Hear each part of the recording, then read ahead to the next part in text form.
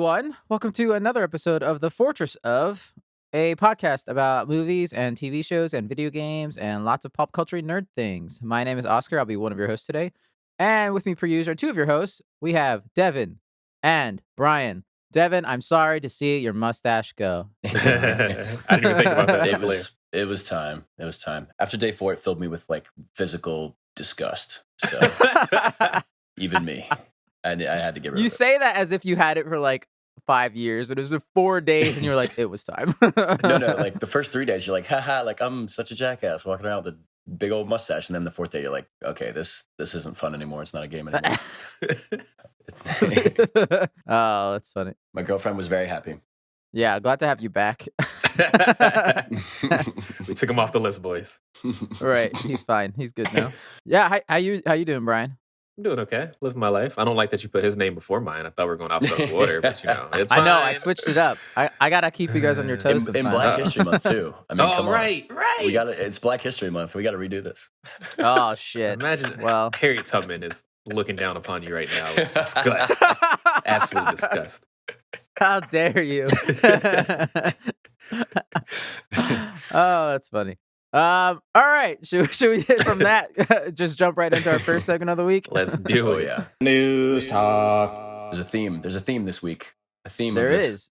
There's a pretty The whole good theme thing. this week. If you can already read what the main topic is going to be. So first news story, following the ginormous news that Microsoft is buying Activision Blizzard, Sony came out with their own kind of bombshelly type of news. They're buying Bungie for about $3.6 billion. Boom. There is so much money in gaming that it is disgusting. I don't think we talk about that enough. Holy shit. Yeah, it's kind of insane. Petty This wars. is one studio that pretty much, I mean, we know that they're making a new IP and stuff, but to this point, pretty much kind of made two major IPs and only one that Sony could actually play with. So the fact that they bought basically one IP right now for $3.6 billion is insane. People love Destiny. I don't get it personally, but I know people are really into that game. That new expansion pack is either coming out or it just came out. It's coming out. Yeah. So people are pretty hyped for it. So I think it's a smart idea. I know one thing that they talked about is how they're going to keep things cross-platform. Once again, with the asterisk for now. We'll see where that goes in a few years once they see what happens. I guess probably with Activision Blizzard as well, what they're going to do with that. And based on that It's relationship. They each have a gun to the property's head. Right. They're holding them hostage. It'll be cross-platform. Just the same asterisk that Wordle will remain free. Now that the New York Times has bought R.I.P. We can't have shit under capitalism, man. That shit pissed me off. it. Yeah. I mean, good for that dude. He sold it for a lot of money, bro. Man, made $7 million for no Yeah. reason. Not $7 million, but For a But no, game like- that pretty much already existed, but just kind of got fascinated by. It would be cool though if because first-person shooters are kind of Bungie's like bread and butter. So it would be cool if they came out with like a new original kind of shooter just for the PlayStation to kind of get them in that space, because it feels like Xbox has always been the shooter one and PlayStation's always been the other way. And also, we should know that this wasn't like a reactionary thing. Like these kind of deals like happen like months in advance. right. Mhm. It's funny. I would say that it's possible that like they've like been ready to announce this for a long time, maybe, and they were just like, "All right, now's a good time. Let's do it now." That's what I feel like probably happened more so than not. Yeah. It was they already had it all set up and they were like, okay, we were going to wait until probably spring or whenever we were going to do our little, PlayStation, whatever. And they're like, wait, whoa. We got Bungie. Exactly. Hello? Hey, Bungie, real quick, can we buy you? Like right the day after. We have like an empty check on hand right now. Hello, we got money. Please. Ding, ding, ding, ding, take it. But Devin, no, you're like, you have a point. Like, I mean, it was clearly like Sony needs a first-person shooter if they do end up losing Call of Duty, which they probably will. They've already said like it'll be a multi-platform probably till like 2023 or something like that. After that, they need some kind of first-person shooter. And I mean, like, I like Destiny enough. I'm not like a huge fan of it, mostly because I like story, and Destiny. Yeah, they have lore, but they don't really have story. So it's like, eh. But I mean, I will admit that the actual mechanics of it are actually pretty damn good. I will say. I mean, So, that's Halo, Destiny. Bungie always has very clean, polished, like good mechanic games. Like they never make a subpar And we won't mention Halo ODST, even though Halo ODST that was still good. Like it was just fine. like, but Bungie just has like a certain level of quality that, you know, whatever game you make, they're gonna do a good job. So it's exciting. Yeah, I mean, a couple of things to note. One, fucking, they are working on a new IP right now, which is going to be interesting to see what that could be. If it'll be a shooter, like you were talking about, that might be a Sony exclusive. That could be super interesting. Two, this is another really funny thing considering what we saw with Activision Blizzard and having Spyro and Crash Bandicoot on their side now.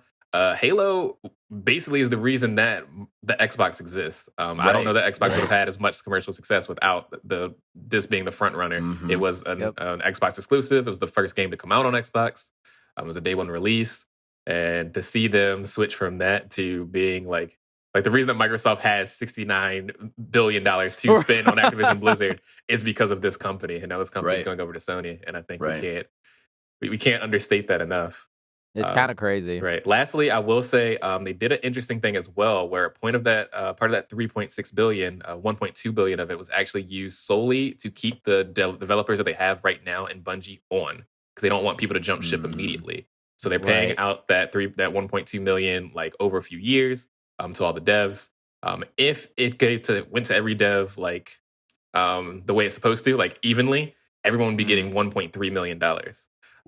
We know it's not going to be like that. The lower end of that totem pole is probably not going to see any of this money. But it was a good faith method that I think is actually pretty smart to keep people from jumping ship, leaving, things like that, to make sure they want to keep people like happy. Right. So that's cool. Because that happens so much in gaming, like you know, you'll have the name, but what actually made that studio great is long gone. Exactly. So. Right. Exactly. It defeats the purpose.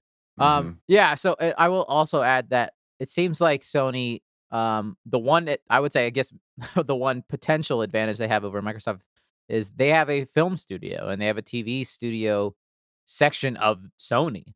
And so it looks like Sony, like they've said in the past, is trying to kind of reach out into that kind of hemisphere of media where they're going to make potential shows or movies with Destiny or any kind of Bungie property. And I think that's the route they're taking, considering they don't have the infrastructure that Microsoft has, but they have this other infrastructure that Microsoft doesn't. So it's like, maybe it's like Uncharted is going to come out soon. And who knows what other kind of films they might be coming out with different properties. They've said that they're making other things in the works. This could be one of them that they've been talking about. Because I also know that Bungie has been trying to expand that into different types of media, the Destiny lore, I mean, into different types of media. And I could see them doing a Destiny movie, a TV show. It'd be hard if they did a TV show with the budget, considering it's a high sci-fi type of shit. But I could see them doing it. I don't know if it'll be good or not, but maybe they could try to go animated, kind of like League of Legends has been doing. That could be interesting. Yeah, absolutely. Yeah, but dude, the story of Destiny sucked. So, I don't care at all about the story. It's notoriously convoluted and disrespected. And it was just like, I don't know. I would not care about that. But I would say the little that I know about Halo, it's just Halo 2.0, where it's just a bunch of different races and names, and they all want to kill each other. Yeah. Okay, that's not unfair. But as a Halo fanatic, I will say that Halo's is way better. I would say that Halo's is better just based off they have a main player type of that is an iconic player at this point. Like Destiny, because they went with the mold that everyone is the main player, they don't have a distinct look of the protagonist, which could be a good or bad thing, depending on how you look at it. Right. Yeah, this was crazy news. And also apparently Sony, this is not the first of their major acquisitions that they'll be rolling out more potentially this year. They said we got money left over, right? And it's here to buy companies. Like it's like someone gave Microsoft and Sony each $70 billion, and they said spend it how you want, and Microsoft just went Activision, nothing else, and Sony's like, we'll buy this, and then we'll buy this, and then we'll buy this. Some people buy the 70-inch TV, and then some people buy a bunch of 32-inch ones. You know how it goes. Basically, I wonder what their next thing is to buy. Like, I mean, Square Enix would be major. Right. That to me would be probably the next biggest one. I don't see anyone buying Ubisoft anytime soon. Really? I would have thought that it would have been Microsoft if anybody, but I'm surprised they haven't been looked at. I'm sure they have been looked at, but I'm wondering what they would do with that. Even though I hate fucking Ubisoft, I think their games suck. But... That or if Microsoft bought EA, that'd be killer. Oh my gosh! You have all those stupid football franchises and other sports. Oh, gross. They're just buying the yearly games franchises. I mean, it is like printing money on a yearly basis. FIFA and Madden. Crazy. So we'll see how this all plays out, and we'll keep everyone updated. We'll see. But speaking of Bungie, the creators of Halo, we got our first official trailer for the Halo TV series coming, and a release date coming March 24th, 2022, on a fucking Paramount Plus, which I'll have to get for just this. Oh, you can use mine. I have it. Hey. Oh, there we go. As a non-Halo person, it looks good. I'm not gonna lie, it actually looked fairly decent. I thought that my biggest question was, how are they gonna do these aliens? And I thought the Covenant, they look pretty good. The Elite looks good. They look like a Halo Wars cutscene sometimes. Yeah, from the 0.2 seconds of trailer footage, the Elite looks pretty good. Now you're gonna have to put him in there for hopefully more than like 10 minutes or something, but it's gonna be a little. We want to see those animations. But like CGI is good enough nowadays where they should be able to do Elites now. TV's been getting better with CG, so yeah. Yeah, Elites grunts jackals. And I think they have a budget. They do. So. It seems pretty obvious they got a budget. The Master Chief suit, the newest iteration, looks really good to me. I'm surprised that it looks good. Oh yeah? I was going to go the other way with it. I think Really? every time they try to make a Master Chief suit in real life, it just looks like a cosplayer. Like it looks like they're just, you know what I mean? Like it looks like cheap plastic that's just every like that. Yeah. When they did that one is it Forward Unto Dawn, that little mini series on Netflix? Like it was the same thing. Like the Master Chief, it's like, did you guys just pull this guy out of like Comic-Con? Like, but that's kind of the thing that unfortunately sucks because I mean it kind of is cosplay, where you either, if it's something that's supposed to look heavy and metal and things like that, you have two choices, where you either make it completely like done for real, like not CGI, anything like that. It looks a little campy, looks a little goofy. You can add some scratch marks, whatever. That's fine. Or you can go full CGI. And that gives you a different like set of issues as well to do it that way. So it's like, I don't know. I'm fine with it. I'll survive it. I do think my issue is I think Master Chief's in this too fucking much, and it's gonna make me not like Master Chief. Yeah. I think, and here's the thing about this whole show: if they take his helmet off, I'm out. I'm instantly out. I hate it. Devin, don't like the show. Already know he's a bald white guy. He always is. Probably, but like it could be any of us, and that's the whole point of Halo. Is it could be you, it could be me. Like the Master Chief is you. But yeah, I feel like Brian. Yes, I feel like he's gonna talk too much, and I feel like it's we heard quite a bit of his voice. I want the story to move around the Master Chief, and like where he's kind of on the periphery of it, and then he comes in for like badass moments. But like he shouldn't be like talking a lot. Right. I could see both sides of that, just in the sense that if you're gonna make, like, for some people, I would imagine if you're gonna make a Halo show and you're not gonna have Master Chief in it, then what's the point? Because obviously they made other Halo stuff that he's not in it, and that wasn't good, right? So it's like maybe take a shot of a show with him in it. I don't know. He's got to be in it, but like he's got to be the Master Chief. Like don't. Right. Yeah. That's what I'm coming down to. Is it's like for the first time, maybe. I mean, as someone that likes, I don't love Master Chief for that reason that you talk about. Whatever, Master Chief is you. He's very much a Legend of Zelda, like a Link kind of character, where you're supposed to definitely put yourself in him. Which the newest game kind of makes that weird because he talks so damn much. That's interesting phrasing there, Brian. But continue. Yeah, fucking whatever. But yeah, I think this is the first time in a series where I would like to see the world around Master Chief, like what's happening while Master Chief's doing the things that he does. And yeah, it'd be cool to have some scenes like a Darth Vader-esque, not as a villain, but just like, oh, you have that cool character that makes you go, holy shit. But then around that, you have actual real lore building and world building. And that's what I'm hoping it's going to be mostly like. But which it looks like it is. It looks like they're expanding on a bunch of different concepts. Because like I guess like the one thing I heard about this is kind of its own canon. They're taking liberties with this story. It's not exactly any part of the actual Halo story, which I can see by Devin's face. He's not exactly happy about. I can't say I'm sold about that either. I mean, it's okay. This and like between stuff that's happened recently, like this and The Witcher and some other stuff, it's something I need to change within myself. Okay, I cannot expect that they are going to adapt the story that was already written that people like and that that you should probably stick to because people liked it already, and that's why you're even making this thing. So when these adaptations, they're just taking liberties with what the story is like. You just got to come to peace with it, I guess. Because when I saw the trailer, I was like, okay, first of all, they said the Spartans were made to fight the Covenant. That's not true. They were meant to fight human rebels in the colony worlds. according to the books, the prequel books to the Halo 1 games. And then like, I don't know, the fact that they're trying to find the Halo ring, like they stumble onto the Halo ring in Halo 1. So, but I get it because like you might have to make that kind of a central theme of season 1, and like, maybe they go and then the season ends when they find the first Halo ring. I mean, yeah, with a show called Halo, if you're trying to mass market this, right, people need to know what the fuck a Halo is at some point. I mean, that's important as well, and I wonder how far they're going to go into that because we were just talking about that off air, and I don't know. We'll see. Yeah, we'll see. It looks cool. I have to, as like a purist, right? Or the purist narrative, like, oh, follow the books. Like, I have to come to peace with it myself. Of like, it's a different retelling of a story that you like. Just go with it. Listen, they've been trying to make this shit for like 10 years. We finally actually see something for the first time ever. I'm just happy they've made it that far. True. It's kind of a miracle. Right. Even if this is a season 1 and done, that's still amazing that we even made it. Like, right. The other big thing, they showed Cortana, and people are mad she's not blue. But I will say, again, as not a fan, she looks fine. She looks like I don't know. I didn't see the gripe with it. I bet you she'll be blue or purple at some point. I bet you they'll do it at some point in the show. Yeah. I think her voice sounded really good for Cortana. Yeah. I mean, it's the original voice actor, so that's... it is?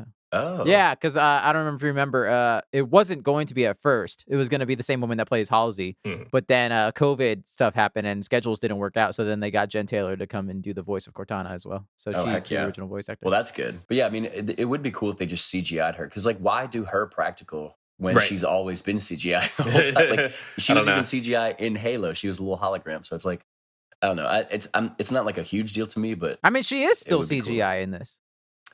Well, it's weird looking. It looks very like... I mean, it looks like really kind of Uncanny Valley, but she's definitely CG. Really? She looked live action to me. It looked live action, like they did live action and then just put filters on her. It didn't look CG. Yeah. That's interesting. I would like to see like the layers of code running up her, running up like she was in the game, because that was always one of the cool things about Cortana. But, yeah, I would imagine that she's gonna be blue. Yeah, and I do hope they blow up Halsey's character a lot, Dr. Halsey, because that, like, she's a really good character, and I hope that, and I think I like the casting for her so far from what I've seen. So I don't know. We got to be cautiously optimistic, right? Yeah, that's all we can be, right? Basically, the last big thing I think people saw was there's a weird human covenant leader lady that people are like, what is this? Fuck that. Fuck weird that. addition to add a new character that they want to establish. I don't care. It's because they need a not CG villain to beat up. They need a villain. They need a villain that's not an elite, because that would be too hard to do and too expensive. Exactly. So yeah, I did not. I hate that. money. It's kind of a pain in the butt. Yeah. That and fucking Phil Collins in the air tonight. That's so goofy. I forgot about that. It's a great song, but it was so funny to hear that in this trailer. I'm excited to see it still. I'll take a shot at it just because I'm not as attached. But yeah. And I'm curious how they'll do, because so obviously season 1 will hopefully be, and I don't know, I guess they'll do their own thing with it. But if like season 2, 3, 4, if they make it that far, starts going into like the games, it'll be curious to see how they adapt those too. Because like Halo 1, most of your time is spent shooting and running around and shooting. I'm about to say, there's very little cutscene in that. Yeah. So you're going to have to blow up some story there, but yeah, it'll be, I'm cautiously optimistic. We'll see what happens. Yeah. We'll see on March 24th. We'll find out about Halo. On where's it on? Paramount Plus, because even when you watch that trailer, the logo stays in the corner of the screen the entire video. I was like, all right, Paramount, we get it. Please don't forget about us. We are also here and would like your money. And another thing that does give me encouragement for this is like they did a really good job with Star Trek Picard and Star Trek Discovery. Those two shows that are Paramount Plus. I watched them with my dad. Like they did a pretty good job. Like those were like cinematic level of quality shows. So I think that, maybe they warmed up on those, and now this will be, kind of maybe following on that, on similar sets and people working on it, stuff like that. So it Don't sleep on Paramount. Potentially could be really good. They got money. Oh yeah, absolutely. They got money. They used to have the theme parks. Yeah. All right, next, we got a bit of leaked footage from the potential and canceled Star Wars 1313, that Boba Fett game. Shouldn't have canceled it. You could actually make money. looked Dunces. fucking amazing at the time, man. Oh, At the I time, was yeah, that was so excited to hear. Yeah. It was from I think it was Amy Hennig or someone from Uncharted was making this game, and you can tell it's kind of an Uncharted space game by the footage shown. So just a cover of a shooter, but man, did it look cool. It was an environment we hadn't really played around with, and it turned out it was going to be a Boba Fett game, and there was some leaked stuff. It's very like rough leaked footage, but it's in motion and it looks fun. Like it looked fun. Yeah, I mean, did you guys ever play? I don't think it was an Xbox exclusive. The Bounty Hunter game. It came on Xbox and GameCube, and I guess PlayStation. No, I never played it, but I knew people that did. And It definitely watched. felt like it had kind of liberties from that. Like they definitely looked at that and was like, we could do this better. So I thought that was kind of an interesting aspect. That was a beloved game. People actually liked that game a whole lot when it came out. Yeah. So that's kind of unfortunate that it didn't end up being anything. Ugh, Yeah. Maybe one day. What was the reason why? Did they ever give a reason why it ended up getting It was canned? Disney bought Lucas. Oh, true. And Lucasfilm, Ugh. and during that acquisition, they threw and burned everything out and threw it all away. That's right. Yeah. And so it's like, well, why would you do that? So yeah, but man, this game looked so cool. But I mean, we're getting a bunch of Star Wars games now that EA doesn't have the license. Yeah, I mean, So- Eclipse is not looking. Not Eclipse. Is it Eclipse? What's the one? The Yeah. David Cage game. Yeah, Eclipse. That's looking a little rocky so far. So I'm not sure that's going to finish its development, but we'll see. Next story. I told you, man. If it wasn't Henry Cavill, it was gonna be Momoa. Jason Momoa is going to be Fast 10's villain. I'm telling. He's the I love Rock's. it. He's the Rock's brother. I'm telling Yeah, you. If they can't he's- get the Rock in, it's gonna. That's what it is. Yeah, he's got to be related somehow. He's got to be related somehow, or like, 100%. yeah, That is such a kick in the teeth to The Rock because The Rock already has issues with Vin Diesel being kind of manipulative yeah. and a super dick. So this is just him being like, fuck you. Like, come on, man. Why are you a toddler? Grow up. Like, yeah. because that's Honestly, exactly what he's going to do. Vin Diesel's the worst part of this franchise now. Like, I'd much rather see more stuff with The Rock and like Jason Statham and Jason Momoa and people like that than Vin Diesel. Vin Diesel kills every scene he's in now. Even bring John Cena this back is in. where we disagree on this franchise, because I will say Vin Diesel is probably one of the biggest reasons why I still watch this. Oh, what? Because Too Family. Fast, Too Furious is the worst because he's not in it with Paul That Walker. is the best one by far. Yeah. Are you kidding It's me? fine.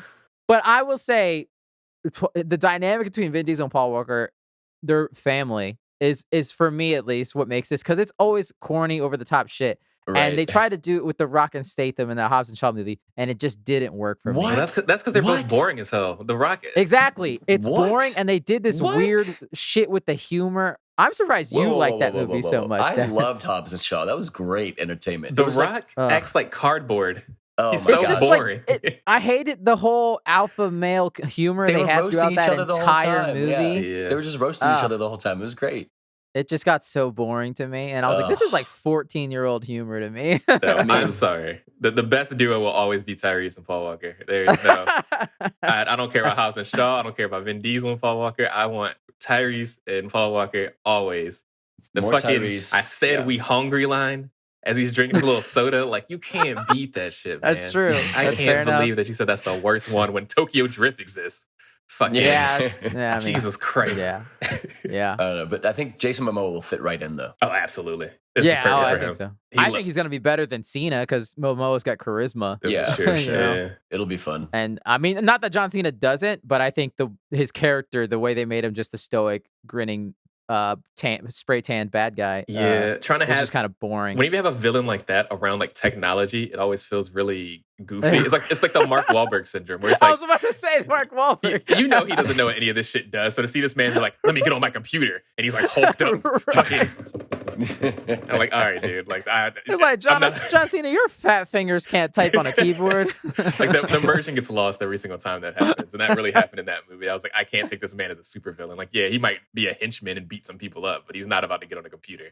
Like, Right. Oh, that's so funny. Yeah. So yeah, we'll see. We'll see if The Rock actually turns up. It doesn't seem like he will. Oh, It seems no. like he's really just like done with this, which is a shame for just like the in-universe world, because he was Mhm. such an integral part. And I think him, when they included him in Fast 5, was like one of the best moves they made. Oh, yeah. Mhm. But yeah. So Oh my we'll god. see. And the one where was it Fast 6 or 7? I can't remember, when he gets out of the hospital and he just literally looks at his cast He and he just flexes flexes his it off. Oh my god, that's like peak Fast and Furious. Like, I love Yeah, that. very much so. It's like a comic book, dude. It's wild. It I literally love when is. they Yeah. got to the point where they just decided that they didn't care anymore. Because that's Yeah. when it got best. Fast 5 was when it really started hitting its Yep. stride. Absolutely. Yeah. Oh, that's so funny. So yeah, we'll see. That's it. That is all of our news for this week. Shall we move on to our main Mhm. topic of the week now? Yeah. Let's do it. All right, but fellas, we've done it again. We're trapped in another fortress this week. This week, kind of related to our news items. It's very spacey, and all I see are big circles in the sky because we're in the fortress of. Halo Infinite, which doesn't have that cool music so much anymore. Now it's more weird army commercial music. Oh no. That is 100% going to be the button. Is just Devin doing that. Doing T-posing the whole time too. Yeah. Yes, listeners. We're in the fortress of Halo Infinite specifically. The Woo. 6th. I got one. It's not really the 6th installment. It's like the but 18th it's Halo installment 6 of the in a game, sense. but yes, in the Yeah. main Halo trilogy, 6, yeah. main saga, I Yeah. guess. Halo 6 Um, called Infinite, and they kill the Infinity ship, which is very awkward. Yeah. So again, like I said, I'm not a big Halo person because I never had an Xbox. So I'm either if listeners, if you don't hear me throughout a lot of this, it's either because I got nothing to say or I left. I fell asleep. I got too bored. This holy shit is this convoluted. Yeah. Oh man, So spoilers. We'll just do straight up spoilers because this game's been out for a little while. You guys are mostly gonna be talking about the campaign of 6, but there might be some spoilers for other Halo games, obviously. Mhm. Actually, no, I do want to start with one real quick question that I wrote down. So spoilers, check the time codes, yada yada. Man, how many times can Master Chief say goodbye to Cortana? Like, how many times do they say goodbye to each other? At I least was 3 more. looking at this shit At up least just 3 to more. refresh, and no, they say goodbye to each other in like every game. Oh Yeah, my god. it's starting to get annoying. 3 was supposed to be like when it was like, oh well, she's gone. Like we got to that point where we can't have her anymore. She's all fucked up, and it was like, oh man, that's really sad. Holy shit. And then 343 was like, what up, boys? We made Halo 4. She's back. And I was like, what the fuck? Wait a second. And then Halo 5, she literally becomes real so that they can, have sex, because that's what everybody on the internet wanted, apparently. They've been shipping it. They've been shipping it for a minute. But yeah, I think it's maybe finally done. Maybe she's finally gone. I don't know. It's never done. I'm going to be real, y'all. I hope they don't make any more Halos. At least not Oh, story They're Halos. absolutely going to. They're going to. They left the story off. They did. Like, they left it at and they the should end. just leave the story off. The end. This game went through development cycle hell. It's been 6 years. It's time to let the reins go. Ugh, I said what I said. I mean, story-wise, I don't know. People praise the story a lot, and I guess it was a good story. But I don't know. I personally didn't love the story, mainly because they did that Star Wars thing where it's like, oh, Halo 5 set up all of this stuff, so we're just going to tear that down. Which honestly was not a bad thing because Halo 5 sucked. So this was better, but still, it was just inconsistent, incoherent.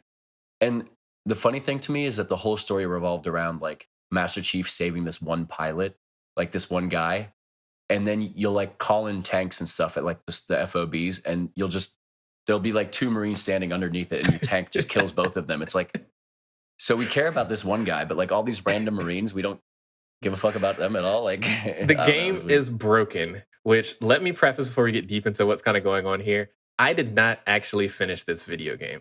Why did I not actually finish this video game, you might ask? I'm playing on a PC. I have quite a good PC. My PC works very well. I like my PC a whole lot. This game is fundamentally broken on PC.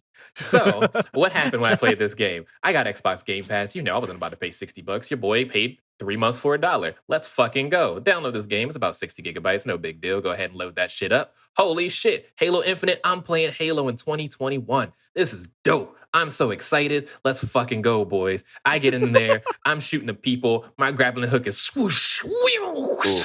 I'm slapping all the people and punching all the grunts and beating all the people with stupid, weird-ass fucking Roman names for no reason. Why the fuck is your name Archimedes and all this other shit? What is going on? That's cool. I'm having a blast. I was like, I'm 100% this shit. I'm having so much fun. I get to one specific part of the game. What happens? I'm in a cutscene. At the end of the cutscene, the game crashes.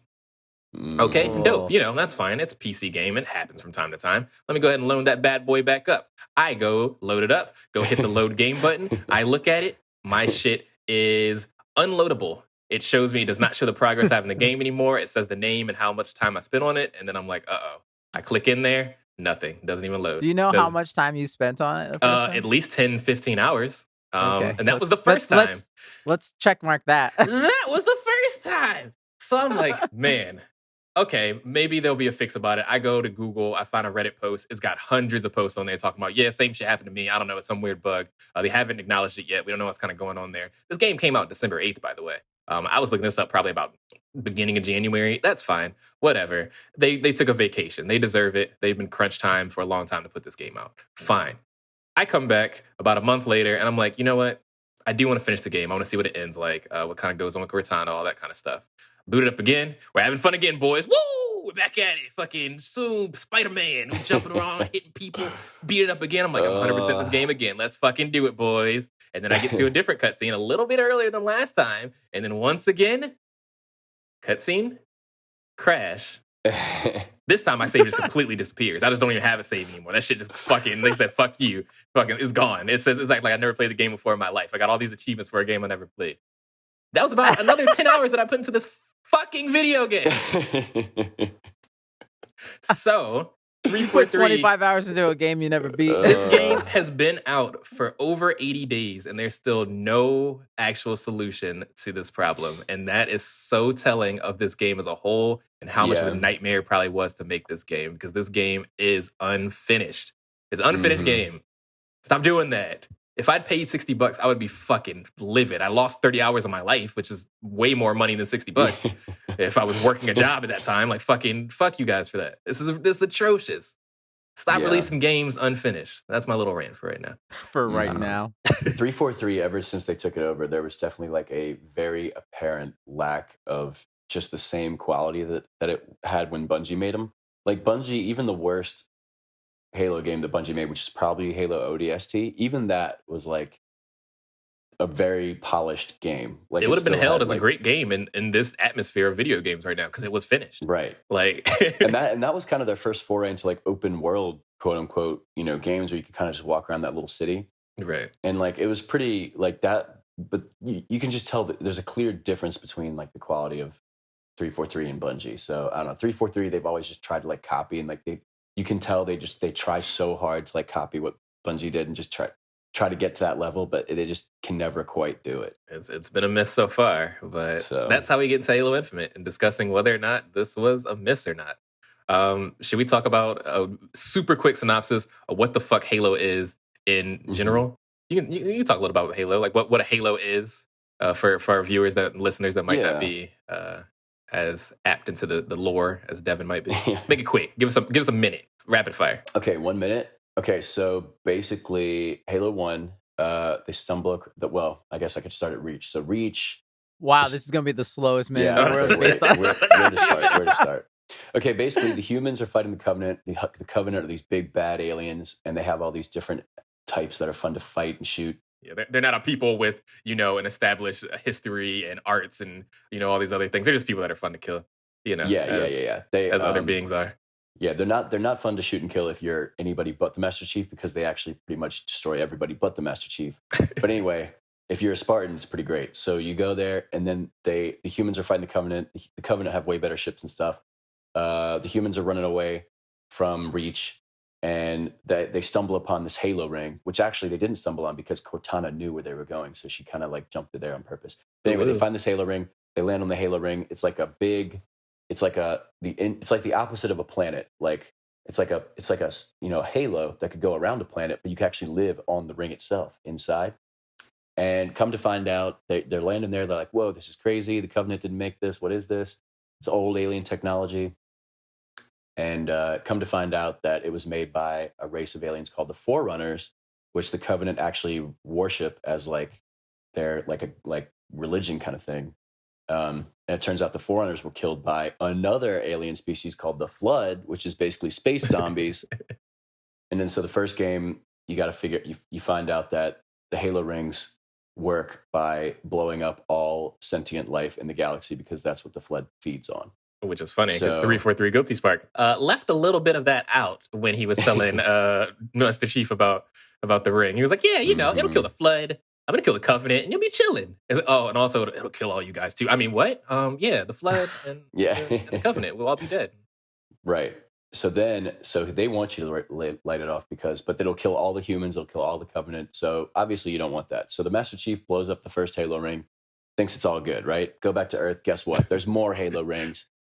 And through some intense alien politics, you meet the Arbiter, who is conflicted about, his religion. And then I'm getting a little lost here. It's a very convoluted story. It's a very convoluted story. But I do think that you got some of the keynotes there. I'm talking about the Forerunners that are seen as gods. It turns out they're just normal ass people that were actually made by the precursors, which that's a whole different fucking thing. Halsey was kidnapping children to make them Spartans. That's pretty weird. John 117 was a beefy boy, and she was like, I like that one. He looked like he could probably play some sports. He was basically like, when you see a freshman kid and they're like really fucking tall, and then like your little coach runs over to him, is like, hey boy, you ever thought about playing varsity ball? And he's like, oh, I don't know, coach. I go to school. And that's what basically Halsey did with Devin. I will say I've Chief. never found you more attractive than you explaining the Halo lore. God,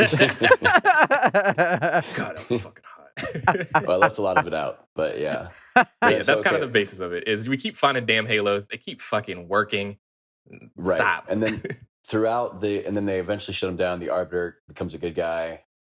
And then, throughout the entire story, though, through all the games, it's basically been the relationship between Master Chief and Cortana, which 343. Okay, so they revived the franchise. Halo 3 ended with like Cortana and Master Chief floating in space after they saved the galaxy, and they're just kind of like Master Chief's like in a stasis pod, and Cortana's just kind of chilling. But she's kind of at the end of her life as an AI, right? They last like 9 years or something. So the Halo 4, 5, and 6. Or Halo 4 and 5 really revolved around this idea of like, Cortana kind of going crazy. And then they kind of doubled down on that in Infinite, which like not like, it wasn't a huge part of the story, but you were trying to piece together like what happened to Cortana, which was like cool. But like, I don't know. So getting back to Infinite, like, they just jump you in at the, like a very chaotic opening scene, like this cool ship that they made, like the Infinity. It's this big, massive ship. It's like humanity's best ship. And then they just blow it up. Or like they maybe not blow it up, but they definitely damage it a lot. And they kind of keep that vague of like where the Infinity actually is. But they pick an interesting thing in this story that can be effective, and I'm not sure that it was 100% effective here, where they throw you into Act 2 and then expect you to piece up the rest of Act 1 when you go out through the game. And that was through like goofy. Audio logs. Right. And I don't think this was a game to necessarily do that in, but whatever. Continue what you were saying. Yeah, but like, I don't know. So it was cool. It was a cool opening scene, but like it was just pretty wild how like you're like, what the hell is going on? Because Halo 5, they left it off of like Cortana basically was leading this like AI revolt. And so all the AIs that work with the humans were revolting and like killing people and, basically taking over the galaxy. And so it left it off in very dire circumstances for like the Arbiter and Master Chief, and the Infinity was the only ship left kind of on its own. And then they kind of just sidestepped that with Halo Infinite, which I don't hate because it wasn't a great storyline in Halo 5. Like Halo 5 overall was just very weak. Like, they had like this littlest scene where like the whole thing was like, oh, you play Spartan Locke and Master Chief, and Spartan Locke is trying to like bring Master Chief in. Oh yeah, your boy Mike Coulter, Luke Cage himself. Is he in Infinite, guys? Absolutely not. No, but they retired his character as quickly as they could. But there's a few references to him though that like I think that on the boss fight with the twins, one of them has his like Spartan helmet. So either he's dead or maybe he's like he just doesn't have Spartan armor right now and he might still be alive. But damn, they killed him off screen. I hope he's dead. I will say it right now. I hope he is unalive. Yeah, Halo 5 was not a great story. But so I mean, I did like that in Halo Infinite where they just kind of like sidestepped that and they made it more about fighting the Covenant, or well, not the Covenant, but like fighting the Covenant aliens again. I love how every Halo game, because like the elites turned good guys, right? But they have to kind of find a way to make the elites bad guys again because they're so much fun to fight. Like they're so much more fun to fight than brutes. So they add them in here too. But right, these are the ones that still believe. So I know, and I did kind of miss that the Arbiter didn't make an appearance because we all love the Arbiter. So I wish he had made an appearance in this game, but he does not. It would have been great. He doesn't. Nope, he does not. So in this game, it is solely focused on Master Chief this new AI who does she have a name? What's her name? I forget her name. Weapon. Weapon. Oh, that's not a fucking name. But then in the end, she becomes. Yeah, we'll get into that. Yeah, so it's between Master Chief, Weapon, and then a guy named Echo 216 that you find. Right. He finds you in this kind of like stasis, like basically dead. He finds you kind of stasis. He kind of patches you back up, gets you back together, and then you're kind of like, where the fuck am I? What's going on here? Right. That's when you kind of get into the beginning of Halo Infinite and kind of what's going on there. So yeah, there's no Arbiter in this game. All the characters that you really know and love really aren't really here outside of like echoes of. You'll hear like Halsey talking to what's his face, and of course there's a looming Cortana somewhere because you keep hearing stuff about her. And then it's basically you and new characters, which also I think as a game that was saying that it was going back to its roots, I feel like that wasn't necessarily the best idea. I think it would have been much more powerful, and maybe I'm wrong. I think it would have been more powerful to reintroduce some old characters that you love, to kind of bring back that good faith that you're trying to make, a good game. Yeah, I don't know how they would have done it in that way, but I mean, I do like that the story took place on a Halo ring again, because I think that was a big problem with Halo 5. Is like, the story had moved on away from that, but I did like how they kind of brought it back, and it was a more simple story, which I think was kind of good. But the main story was like what you pieced together was that the Master Chief and all the Marines were there to get Cortana, because Cortana had been basically, leading this revolt of AIs and killing people and all this kind of stuff. So they knew that she was on this Halo ring. So then they went to the Halo ring, but then as soon as they got there, they got ambushed by these like Covenant outcasts called the Banished. And that's when we get into those dumbass names. You've got Atriox. Atriox hates Cortana. They got beef. We saw Cortana, Atriox. She was like, "You better kneel, bitch." And then he was like, "I'll never kneel. It's family forever. Family." He hit that whole thing going on. Vin Diesel? He might as well be. So they introduce Atriox in the first cutscene, and he kicks your ass and like throws you out of the fucking ship. And then as soon as you wake up, it's like, "Oh, Atriox is dead." And you're like, "What?" And it's like, "Oh, yeah, your main villain now is this guy called Escherem or something." And it's like, "What happened to that really badass guy that just kicked my ass and I thought I was going to have to fight him?" It's like, "Yeah, forget about him. He's dead." He's like Atriox's stupid little cousin. He looked dumb as shit. I was like, Escherem. What? And like, oh my God, dude, that guy talks such mad shit the whole game. This guy set up holograms everywhere just so he could talk shit to you. So he could talk shit. And that's the funniest thing about this game is how big they try to make the big bad seem, and then how big and bad these big bads are. How much I am not intimidated at all. Like I started like, there's one mission where you have to like put these power cores in, and like every time you put one in, he'll like, have this monologue. I skipped the cutscene after the first one. I was like, man, dude, you are a clown. Like, I am the fucking Master Chief. I don't care about some goofy ass brute. Like, I'm going to kill you eventually. It's okay. But like, that's where this game is like, I guess unintentionally hilarious to me because of that feeling. Like, I don't know if it's supposed to be a funny game. Master Chief talks a lot, which is a big issue to me. I don't like Master Chief having so much saying shit. Stop talking. But he has like sarcasm, and he makes like little jokes and quips every single time he kills somebody and does some stuff. And I'm like, that's whatever. He's a that's Marvel fine. Character now. Basically. Or it's just like, what happens if he survives? And he's just like, he won't. And I was like, well, shut up, bro. Like, fucking, who cares? Stop. Like, the Master Chief was pretty cocky in this game. He says a lot of shit considering this is a pretty bad situation. All the Marines are basically dead, and they've lost this war. And like, you're coming in on the very end of this being like, I can fix it. Can you? Yeah. Can you fix this? Not if you keep dropping scorpions on your teammates, you can't. Yeah. Anyway, but yeah, it's that whole like weird grandioseness, and like I don't know if they were trying to be satirical with it and like make fun of big bads, but it felt like they were, because everyone fucking had their face on a big screen talking shit to me the whole time I was walking around. Like they'd be like, "Oh, this high value target that you're finding right now, his name is Jektafu, and he has killed 10,000 Spartans to this day. Oh, you'll I don't know what he'll do when he sees you." And then you pop him in the head 2 times with a battle rifle and he's dead. It's like, you just saved a lot of Spartans today, friend. And it's like, what? He was talking like this guy was talking shit to me, and he's just dead. Like, I don't. Okay, that's fine. The best on those was like when you'd pull up, like when you get to the point where you could call in a scorpion, and every single one of those boss fights, I would just like kind of poke my head around the corner and just like kill the high value target, and she'd be like, "Oh, great job, Chief. Now we just got to mop up his other people," and then like gives you little like diamonds over their heads. So it's like, oh, okay, boom, boom, boom, dead. Like it was so easy. Like once you could call in a scorpion to any situation you wanted, the game became incredibly easy at that point. However, the vehicles were like, what do you say? Mushy, like, I don't know, very weak. Like they're pretty squishy. The Covenant would throw a rock at it and it would blow up. Like. that is one of the issues with the game is the vehicles are really weird right now, and I don't know if they'll ever buff that or fix any of those kind of things. It is kind of nice that like it lets you know when they're about to blow up, like it starts overheating, getting red, like and you can just hop out real quick. But like having the ability to call in a scorpion or like that little the little flying one. Oh yeah, just anytime you want them. The wasp. It's a beautiful amount of power to have in that game. Yeah, like, it's a weirdly open world game that does this weird thing where I don't know that it should have been open world. I think that was kind of not to its credit. The only reason it worked is because it's a fun game to play. Luckily, who would have thought grapple hook is fun? That really helped the game go well. And if that didn't exist, I don't think I would have had nearly as much fun with this game. No, so that's not kind at of all. it's kind of funny that it feels like this game was accidentally really good and really fun to play. Yeah, that is wild. If you take the grapple hook out, this game is like 50% as fun. Yeah. Like that was the whole fun of the game.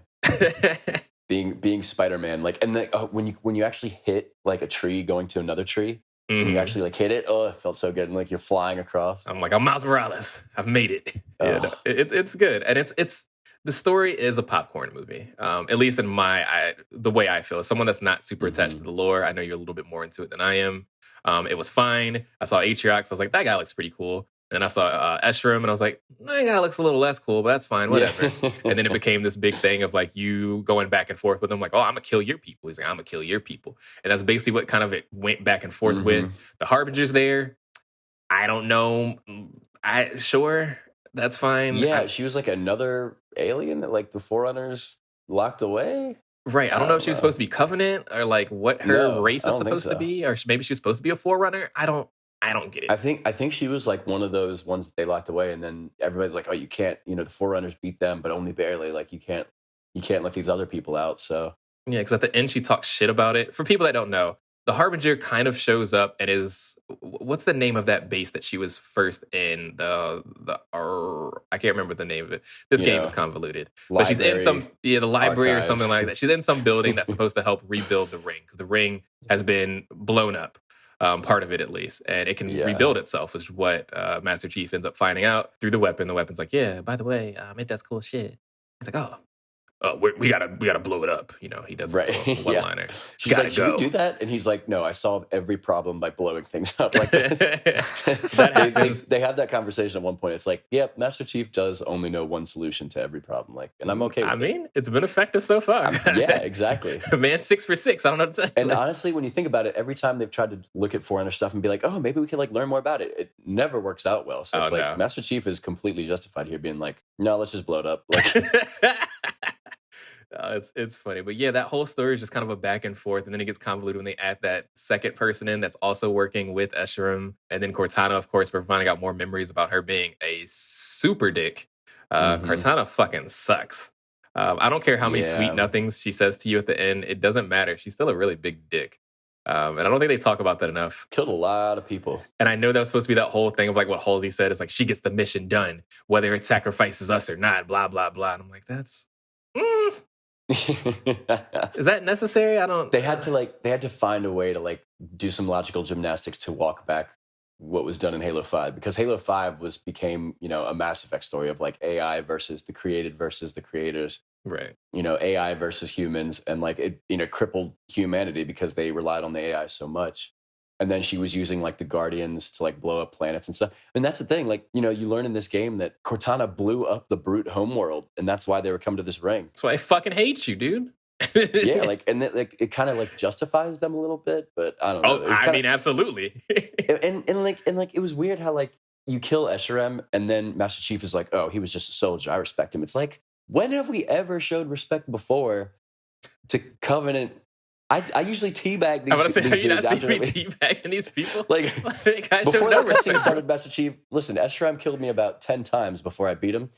I teabagged the fuck out of that dude before that cutscene started. There was no respect, okay? No My respect at Spartan gonads were in that man's mouth. And we're talking about, oh, he respects him. Like, no way. I fucking hate this guy. He was just a soldier. Fucking nerd. That whole part of it, like the kind of mutual respect between them and the Covenant was kind of weird to me, or not the Covenant, I'm sorry, the Banished. But the Banished. They've been banished. Yeah. They're banished. So yeah, they had to find a way to walk back that stuff of Cortana, making her the villain in Halo 5. But like it was so overdone. Like you remember like her voice was kind of whispering to you the whole time. Mm-hmm. Kind of a la Halo 3, Halo 4. She loves to whisper. She loves doing that. Like we've already done it. We've done this so many times. Like we don't need these whispers of Cortana anymore. Like do something new. I'm so tired of that line. You know they let me pick you, right? Like shut up. I know. Yeah. You've only told me for 8 years I've heard now. It so many times. I know you picked me. Thanks. She's needy as fuck. I think they started in the Halo 3, did they not? You know they let me pick They you, did. right? No. Cool. They did the most annoying thing in Halo 3. They would stop, like they did this thing where I hate when they do it in video games, where they stop. They literally slow you down from playing. Yeah, like like you can whisper to me all you want, but don't stop me from like moving the direction I want to move in or like doing something. Like that's really annoying to do to a player. Like you can do it in a cutscene. When you're actually playing, I just don't. Right. I don't really like that mechanic. Halo's big on forward momentum. Like movement is a huge part of Halo. So to stop the character from moving, they did it with the Flood too. Whenever the Gravemind used to talk to you, he would do the little "it's me," and then I can't fucking walk, and I'm like, well, now I'm just annoyed. Like, now I want to kill you even more because it's stupid. I really did not like that mechanic of Halo 3, but at least here they you could keep walking and she'd just be whispering to you. But Spider-Manning as she's whispering nothings to me, sweet nothings in my ear. As I'm shutting down whatever fucking building I got to shut down. So that was cool. I appreciate them for doing that. Yeah, go press a button, put the weapon there, run around, go press another button, put the weapon there. Oh, she opens an elevator for you. You go up the elevator, run around a hallway, kill a few brutes, press another button. See what you're saying there right now, though? That's one of those things about this game that they somehow, once again, I think it was accidental, but made it not really annoying, the fact that this whole game is just you doing a bunch of fucking chores. Mm-hmm. It's just you doing some damn chores. It's, hey, that guy needs killing. Kill him. Hey, that needs shutting down. Shut it down. Hey, that building could really use some power. Go ahead and go in there. I feel like the janitor of the goddamn Halo ring. A fucking Zeta ring. Just doing this, just doing chores. And none of it really... And that's what I kind of made fun of. I think we talked about this a little bit off air a few weeks ago when I was playing through it and we were both playing through it. Was like, the actual story of this game isn't very...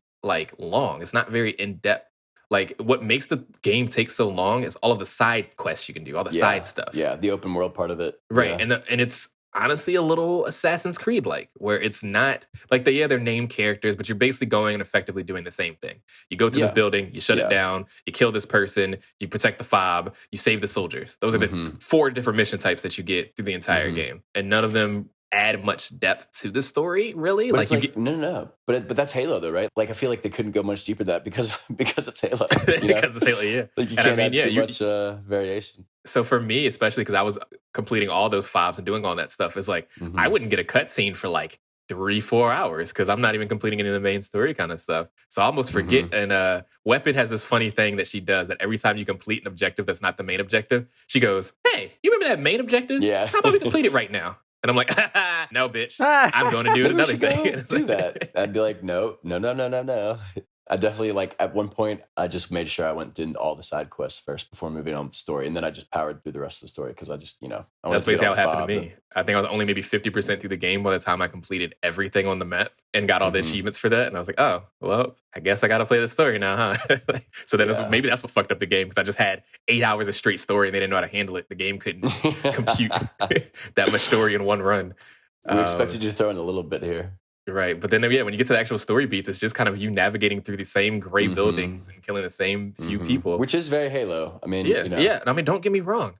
I don't know, though, because like the environments in Halo 2, and maybe that's just me just loving Halo 2 so much, just felt so diverse. It was. I mean, even Halo 3 wasn't as bad. Like, I'm not a huge Halo 3 fan. Halo 3 had like so many cool vehicle missions because they threw in so many. Like at the time, that was such a big thing of like, you remember the mongoose one where like it's like you have like 5, like an army of like 10 little mongooses, and you have to take on a scarab. And like everybody has a rocket launcher. Like at the time, that was like, oh my god, we can have this many NPCs on screen like at one time. Like it's crazy. Yeah, I feel like this wasn't there wasn't much diversity. I mean, not really any at all. I mean, you have the Halo ring that's all green, and that's kind of cool. You get to see nature and stuff, and you go into a gray building, and those are your 2 choices. There was no sandy levels. There were no You know what I mean? There's just no biodiversity on this ring. I guess we weren't on a big portion of it. Right. That was kind of disappointing to me that I didn't get to see Yeah.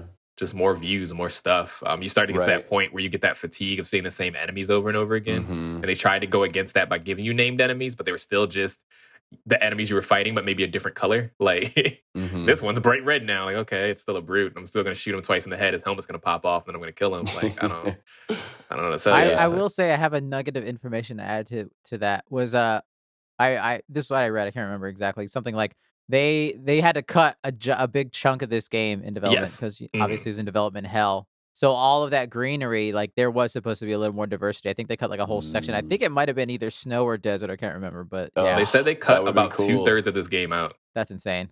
That's wild, considering this game was in development for about 6 years. I think we talked a little bit about it on this podcast about how, this game went through hell to be developed, as many AAA games do. One of the things worth noting, and one of the reasons why I think a lot of this stuff is broken and unfinished, and why they got a whole month vacation afterwards, is 343 has some shiesty development things that they kind of go through on purpose. I don't know if it was just a money save thing, or maybe COVID had things even that much more strapped in, but they hired a lot of contractors. And, contractors usually have a contract that can stay up to maybe 18 months max. In a game of this magnitude, you can't have someone on for just 18 months. Imagine the amount of people that you have to retrain to do the things that you want them to do, catch them up on the story, what you've worked on thus far, and then put them right in the middle of it and expect them to do a good job is ridiculous. So to just cycle through contractors like that was a really terrible thing. But I'm sure they were like, we're trying to cut costs. This game's already really expensive. The suits are, down our backs right now, down our throats, trying to figure out what's going on. So we're trying to save some money. That could have been detrimental to the game. Yeah. And it's tough because like they know that they have a guaranteed cash cow, right? Exactly. Halo has such a committed fan base and like people that love to play it, that like no matter what you come up with, people are probably going to at least give it a try. And that's what's unfortunate is like you can really see that like mechanically the game is there. Like mechanically, like whoever 343, if you're listening, whoever came up with the grappling hook and added it to the game, I'm sure it was someone working on the multiplayer development. Fucking give them a raise, give them a promotion. They deserve everything you own because they saved your video game. This game would have went directly into the dirt if it wasn't for that person. So you better fucking give the man a pizza party, give the woman a pizza party, give them something. They deserve a pizza party, not a raise. Give them a coupon to the Xbox Game Pass store. I don't know. They deserve something for what they did because they saved your company with that. Brian, don't tell them pizza party. They're gonna do that. They're gonna believe it. You said give them a coupon to give money back to the company that they just work for. I'm sure they probably get Game Pass for free. I assume that has to be a business, right? If they don't, that's disrespectful. Shit's not expensive. Give that person an Employee of the Month award. Right. If they don't get a plaque. You're a great person. Make them team lead. I don't know. Let's just talk more about the grapple hook because like it was so much fun. But like it fun. Changed Halo's like the way you play Halo, but it kept it like fun and like it kept the tempo of combat very fast. Like exactly. You're flying around, these different environments. And at one point, when you can upgrade it all the way to like shock them a little bit, and then you can like do that thing where you kind of like falcon punch them, like as you're like that felt very Mass Effect to me. Yeah, I felt like a Vanguard. That was so much fun. There were some gunfights I would go through where I'd be like, I'm not even going to try to fire a shot. I'm just going to try to like latch onto everybody and just punch them. I just be smacking them. You could do that. You could do that for a lot of fights, especially on normal. It was so much fun. It's perfect. I mean, I want to see it in multiplayer. I think it should be standard for competitive play. Yes. It should be. Oh my God. You always have the grappling hook, unlimited amount. I think it would completely change the way the games play because you add that Z-axis. Because one of the big things is like, I mean, Master Chief can jump fucking high for some reason. I don't know. Gravity's low on Halo. I don't know. But yeah, you still have to like, you have to climb ledges and stuff like that. So if you start like the things you can do when you get that, it's almost like a power weapon. When you get it, I on this one map Recharge, you can get the shock rifle. I just fucking cling to the ceiling, fly up, fucking 360 no scope somebody. Like it's so good. It's so much fun. Yeah, I really wish they would do that more. Yeah, but at least in the campaign though, it was like it made everything a lot more fun. And like in boss fights and stuff, you could just like I was having trouble with that one boss fight with the where the guy has the hammer and he kind of traps you in there. And like once you learn that you could just like grapple hook to the ceiling to avoid him, that boss fight became so much easier. But like I was sitting there on the ground trying to fight him like hand to hand. It's like that didn't work so well at all. I told you. Until I got the WASP unlock, I did not take a vehicle anywhere. I just only grapple hooked everywhere I went, and just I enjoy the movement of Halo. It feels so smooth to move and slide and grapple and slide. You can do a power slide if you grapple into a slide. So that makes you go super fucking fast. It's just so much fun scaling mountains. Yes. Like this is like the first time, like, Oscar, you know how like in every RPG. Sorry, always, what? like, I'm awake now, huh? No, Yeah, just kidding. like this is like the one takeaway, one of the biggest takeaways I had from this game. But like every RPG, you know, where you try to scale a mountain that you're not supposed to climb, but you don't want to go around it, so you have to go up it. This was the first game where you could literally just go straight up that mountain. Like you could grapple hook and you'd be kind of floating there for a second, and you can grapple hook again and go up again and again and again. And eventually you'd go over the mountain or get to the top of it. And it's like, and then I beat this game and then I put in Assassin's Creed Valhalla.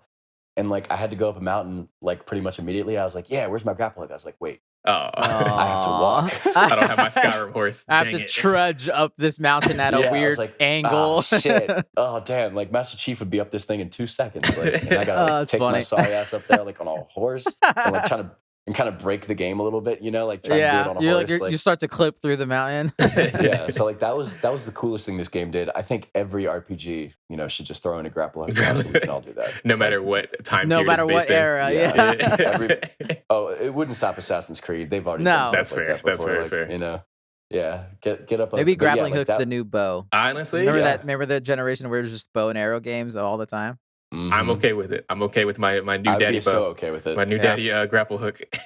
Yeah, it makes it so much fun to move. I mean, Uncharted 4 added a grappling hook, not like Halo's, but like it's more like a he has to toss it and swing with it. But that was a dope ass element that they added to combat, which is pretty sweet, and it is in the multiplayer, which is awesome. That's awesome. Yeah, it just makes the movement feel smoother. I mean, that's one of the places where I can talk well about 343. Like their stories might be rough, their games might be unfinished, but I mean, mechanically, I'll even give Halo 5 some props. There was some cool stuff you can do in the multiplayer with Halo 5 that like it felt good to do some movement things. I don't love sprint and arena shooters. That's been a big issue to me, and I think a lot of people feel the same. The OG FPS players kind of don't like it because of it's you should be punished for positioning in an arena shooter. It's already a small map.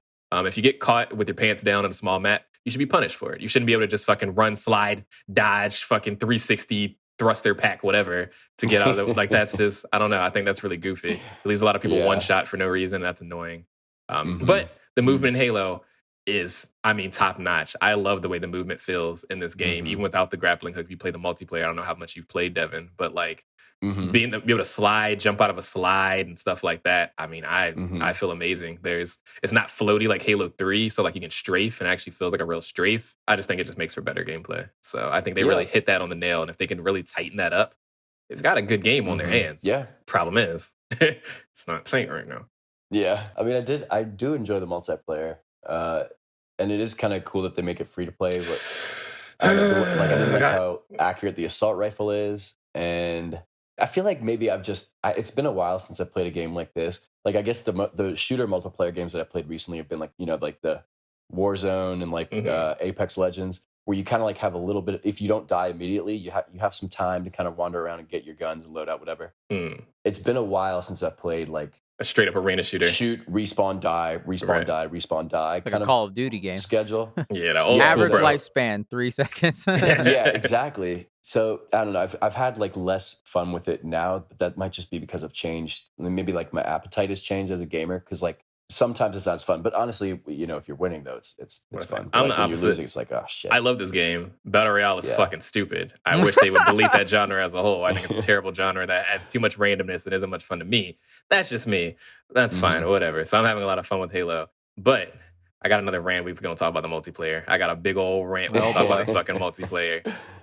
This game is not finished. Once again, it is not finished. You know what's funny? This came out before the campaign, because the campaign didn't come out to December 8th. This shit's been out since November. Oof. So that was supposed to be the beta test, if there was going to be any. It wasn't a beta test. They said it wasn't a beta test, but it was. They were like, the beta just was the game. Yeah. So this game is out on Xbox One, Xbox Series X, S, and PC. If you put a competitive game on PC, you have to put anti-cheat. It's super easy to cheat in video games on PC. It's easy. I can go do it right now. Like, if I wanted to, right now, I can go do it. There's currently no repercussions to cheating in Halo Infinite. You know how? I play at the top rank of Halo right now. I play in Onyx. I fucking get the same dude whose name is fucking literally like HaloHack.net On my fucking every 4 or 5 games, I get this motherfucker, and what does he do? It fucking cheats every single time. And it's been like that for weeks, and he is not banned.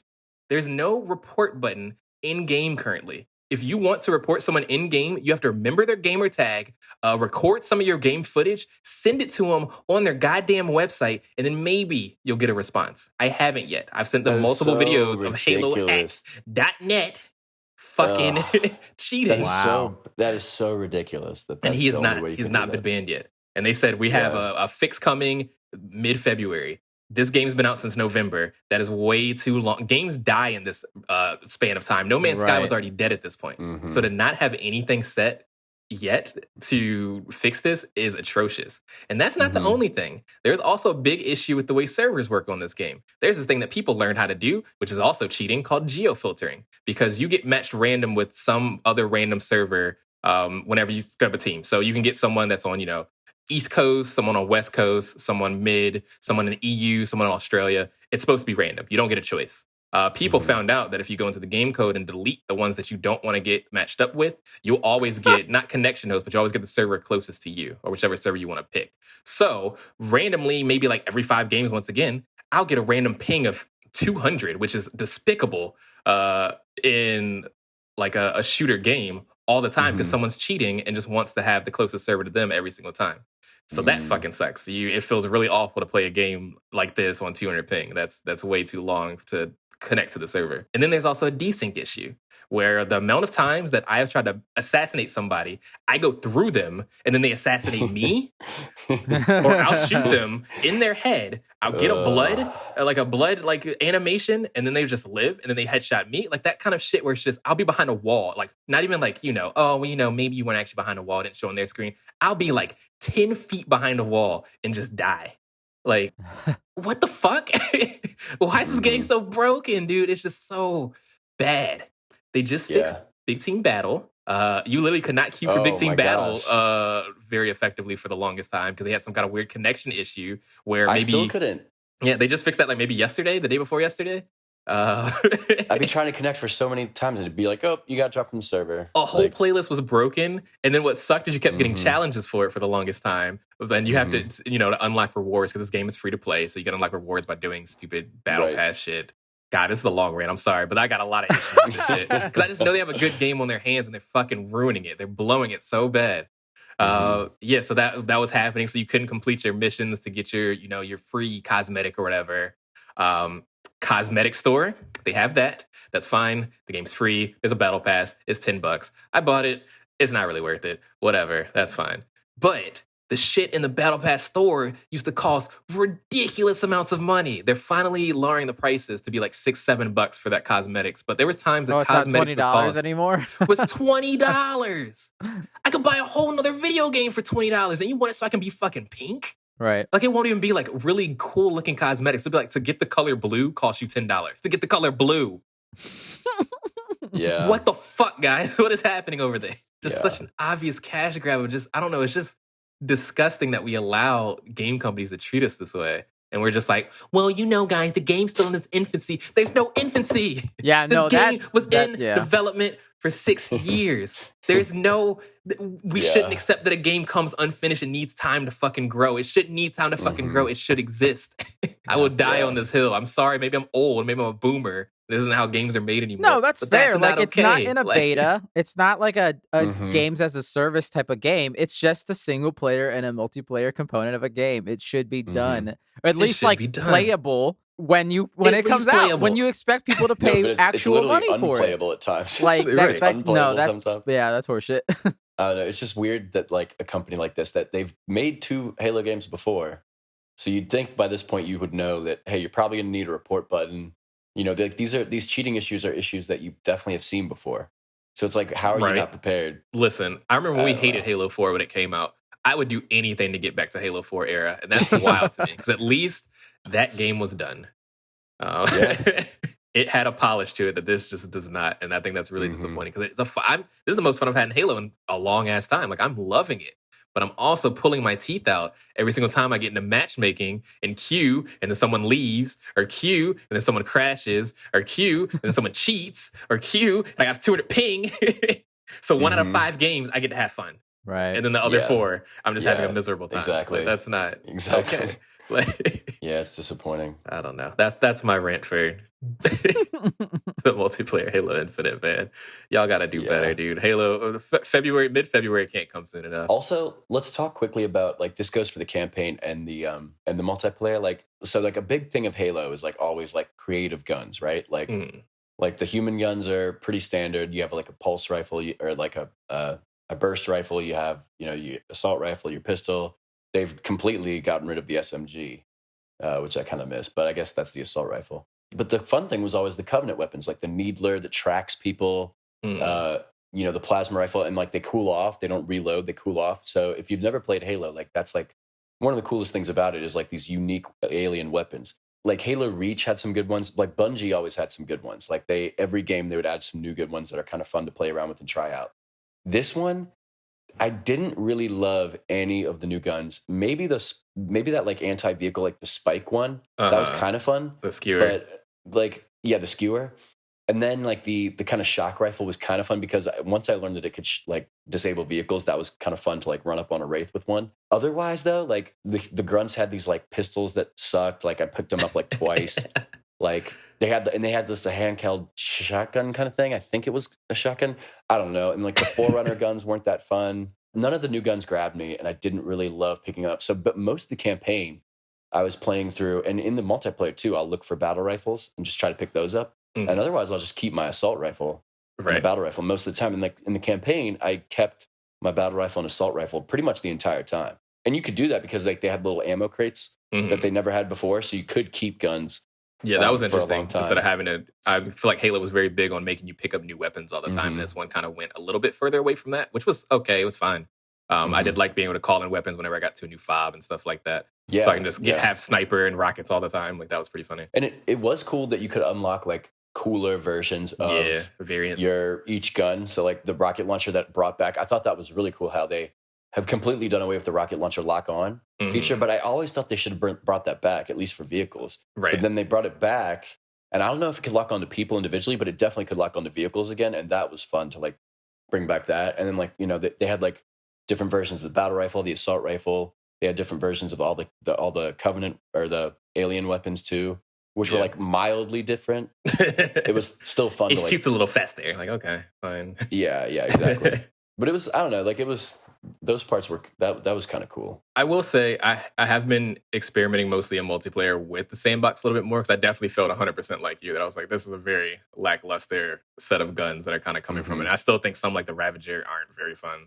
A lot of them kind of do different variations of the same thing, which is nothing. But it's as I've been experimenting more with the sandbox and playing with more like guns, there's some niche things that you can use a lot of them for. I don't know if you know, but like the disruptor pistol is fully automatic. You can just hold it on the button and keep shooting. A lot of people didn't know that because it's a pistol, so you wouldn't think it is. But if you're playing with that multiplayer and you're playing like, if you land your shots with that gun, you can kill faster than an assault rifle can. So that's actually pretty good. Skewer, of course, is fun. The reload time fucking sucks. So I hate that they put it on small maps like live fire because you'll shoot one person and then you'll gotta fucking hide or some nonsense. But I think it's a fun gun to use just because it's so funny when you finally hit somebody, especially from super far away. Other than that, the shock rifle is overpowered in multiplayer. If you can hit your headshots, if you're not getting desync or not getting high ping and you hit your headshots, it's so much easier to use than the normal sniper. You can demolish. It's on one map called Recharge. It's a pretty small map. And you can dominate if you sit in that top part and just kind of look over people. I think I got like 23 kills with just the shock rifle one game. And this was in competitive. Like this was in top rank Halo, and I'm still like mopping the floor with everybody. That's like this isn't okay. They're gonna have to nerf this. The Mangler is pretty good in competitive play right now. They probably will end up nerfing that.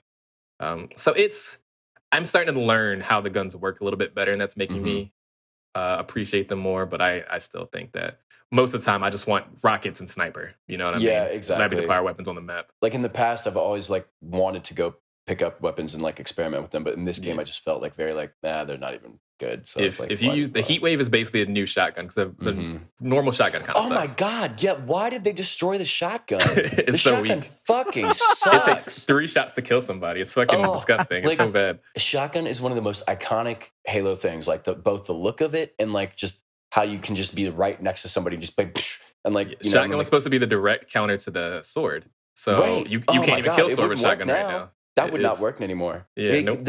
I don't know what I don't understand the logic of that. Like, why would you change the shotgun so much? And it like they made it like fully automatic, but it sucks. It fucking sucks. It's a bag of dicks. I think that's my worst thing. Whenever there's a shotgun on the map, I don't tend to pick it up. I never use it. I usually end up choking, and then I get murdered, and they teabag me, and it's the whole thing. So I just don't. I never use it. I leave it to my friends. Y'all can have it instead. I would never pick it up for like they would always put it around hunter fights because they're like, oh, it's hunter fight. You know, you need your shotgun. I'm like, man, this ain't gonna kill them hunters. Also. That's one thing I did want to touch on. Like the hunters were I kind of liked it that they made them challenging and very like OP. It felt like, but they would like, because throughout Halo games of the past, like your typical MO is like you throw 2 plasma grenades on the hunter, you wait for them to blow up, then you jump over them, shotgun them in the back, and that's usually how you kill the hunters. Now they'll just swat your grenade away. you like throw the grenade at them and they just swat it away. They're like, nope, try again. They really make you bitch made. Yeah, like you had to get a lot more creative killing them, but it was cool that they had like those little like explodable like things like canisters. Oh, you just throw them at them. Oh man, I'd be chucking those every single time. Everywhere. There was a point in like one of the missions where I would never go into a new room unless I was carrying one. Like I would just be carrying one everywhere, like to make sure that I was ready for the next fight. I'm pretty sure 90% of the game I was just yelling Kobe and just throwing it at random people over and over again. Yeah, but the hunters were scary. Like they definitely fucked me up a little bit. They're always so annoying to me. I hate whenever hunters. I was hoping they weren't going to be in this game, and as soon as I saw the first 2, I was like, God damn it! I thought we got away from this. Well, but like in Halo 3, I feel like they became very like, what do you say? Like not intimidating. Like they definitely lost their intimidation factor along the way somewhere. But in this game, they got it back because like every hunter fight, I was like, oh, this is going to be such a burden to win this fight. And they usually have bad weapons when you first walk into there, so you have to go and pick up new ones. Yeah, they did a good job with that. I'll give them that. Yeah, that was fun. But yeah, missing out on the fuel rod guns, a few things. Like in Halo games in the past, like you always knew exactly what the alien weapons do and stuff. And maybe I just need to play this one more and try them more. But I say just play with them and see what things do. Carbine rifles, garbage. I still don't like it. I can't use shit with trash. It. Use the needler more like a SMG. Don't use it like the whole needler. It does not track very far. So only when you're pretty close to someone you should ever even try to use it, or you will miss every shot and be embarrassed and get teabagged. So try to avoid that. Vehicle wise, I like the addition of the gun goose. That was always cool. And like in multiplayer and big team battle, I've like when it's like King of the Hill, you can just like lay down like suppression fire kind of thing on the hill, and that's like I helped win a game that way by just like sitting there with the gun goose and just shooting this rockets in the same zone. I hate the vehicles. I hate big team battle right now. It's really one sided. Sometimes 3 fucking scorpions will spawn on one side of the map for no damn reason. Like, what is happening, man? Why is that shit so? It's stupid. Whatever. That's fine. Do you like the Hydra? That little the gun that like locks on? No. Hydra fucking sucks to me. I don't like the Hydra. Hydra and Ravager are bad guns to me. When people have like the flying thing though, like it's so lethal against like Banshees and that other like the human the Wasp, I guess. Like it's lethal against them. Like if you lock on, if they're like in the open and they can't like hide behind something, if you get like 4 or 5 of those off, it's gonna blow up. Oh hell yeah! So, I'll start using that more because I do feel like it's been pretty hard to kill vehicles with normal weapons like you used to. You used to be able to assault rifle them, and they won't be like weak, but it'll take a while, but it'll still work. It seems like that doesn't do much in this game. But then you have so many weapons that like all those shock weapons that'll disable them and stuff. That really sucks. Oh my god, dude! Yeah, like it's so funny when you start when you do unlock the Wasp on the map and like you just be flying. And then you just get hit by the random shock rifle, and like it just like you just plummet from the sky, like fall straight down. And I'm always like directly where there's like a cut in the halo, so I'll fall right down into it. I'm like, are you fucking kidding me? This game is trash. I just love it. Like one time I was attacking like one of the high value targets, like on this tower you could only reach by Wasp, and I was just trying to like shoot rockets at him and stay in the vehicle. And some motherfucker kept hitting me with a shock rifle. Like, you just like drop straight down, like your engine just cut off. It was honestly hilarious. Like the game's funny. I'll give them that. Because at first I didn't know the shock rifle did that. I was like, wait, how are they doing this to me? Like, how are they shutting down my vehicle right now? It's like, oh no, the shock rifle can do that. So yeah, Halo Infinite, perfect game, 10 out of 10. We love it. Everything is working perfectly fine. I'm so glad I spent my money on this game. I currently got a pink skin for $20. Loving my life. Yeah. I'm glad I played it for free on Game Pass. Thank God for Game Pass. I will say, I have to add my other question that I wrote down. Man, why are these names so fucking dumb in this game? Like, I swear to God, they're especially dumb. They just went through a dictionary and a thesaurus and picked 2 random words. So I wrote down a couple. We'll just talk through them. The biggest guilty one, 343 guilty spark. What? Why? Why is that his name? Why is that its name? I don't understand it. These are the ones that don't bother me. I don't understand it. Yeah. And then you got that guy.